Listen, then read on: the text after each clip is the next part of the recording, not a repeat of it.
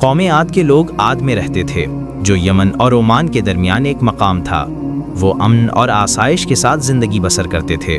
اللہ نے انہیں بے شمار نعمتیں عطا کی تھیں۔ وہ نہایت ہوشیار لوگ تھے اور انہوں نے خوبصورت شہر تعمیر کیے تھے۔ وہ جسمانی طور پر بھی نہایت طاقتور تھے اور ان کی بستی میں کوئی بیماری نہ تھی۔ اللہ تعالیٰ کی بے شمار نعمتوں کے باوجود قوم عاد کے لوگ ایک خدا پر ایمان نہیں لائے اور پتھر کے بت تراش کر ان کی عبادت کرتے تھے۔ جب ان پر کوئی خوشی آتی تو وہ اپنے بتوں کا شکر ادا کرتے اور جب کوئی مشکل آتی تو انہی بتوں سے مدد مانگتے۔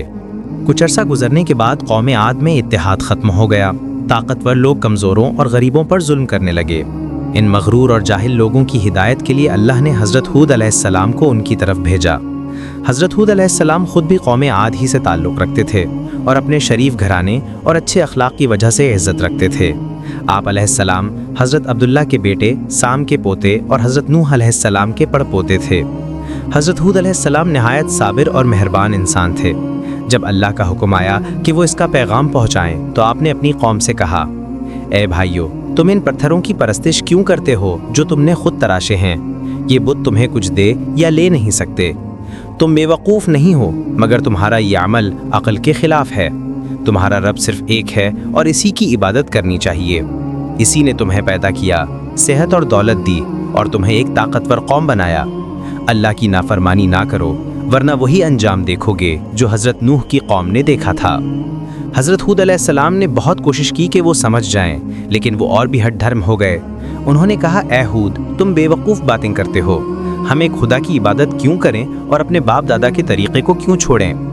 حضرت ہود علیہ السلام نے انہیں سمجھایا کہ یہ بت انہیں اللہ سے اور دور لے جائیں گے اور وہ اللہ کے بھیجے ہوئے نبی ہیں جو ان کی ہدایت کے لیے آئے ہیں۔ قرآن مجید میں ارشاد ہے، اور ہم نے قوم عاد کی طرف ان کے بھائی ہود کو بھیجا۔ اس نے کہا، اے میری قوم، اللہ کی عبادت کرو، اس کے سوا تمہارا کوئی معبود نہیں۔ تم محض باتیں گھڑ رہے ہو۔ اے میری قوم، میں اس پر تم سے کوئی اجر نہیں مانگتا۔ میرا اجر صرف اسی کے ذمے ہے جس نے مجھے پیدا کیا ہے۔ کیا تم عقل نہیں رکھتے؟ لیکن قوم عاد اس بات پر غصے میں آ گئی اور کہا، اے ہود، تمہیں ہم پر یہ حق کس نے دیا کہ اس طرح بات کرو؟ تم بھی ہماری طرح کھاتے پیتے ہو، تم ہم سے بہتر نہیں ہو۔ تمہیں نبی کیوں بنایا گیا؟ ہم تو سمجھتے ہیں کہ تم جھوٹے ہو یا شاید ہمارے کسی بت نے تم پر لعنت کی ہے جس سے تمہاری عقل خراب ہو گئی ہے۔ قوم نے حضرت ہود علیہ السلام کا مذاق اڑایا۔ ان کی مسلسل محنت کے باوجود صرف چند لوگ ایمان لائے۔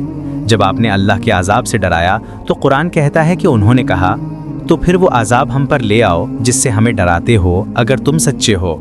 جب انہوں نے اپنے تکبر کے ساتھ اللہ کے عذاب کو دعوت دی تو 3 سال تک بارش بند ہو گئی اور سخت قحط پڑا۔ اس وقت حضرت ہود علیہ السلام نے اپنی قوم کو نصیحت کی کہ اپنے گناہوں پر نادم ہو جاؤ اور اللہ سے معافی مانگو، لیکن وہ اندھے بنے رہے اور بارش کے لیے اپنے بتوں کو پوجتے رہے۔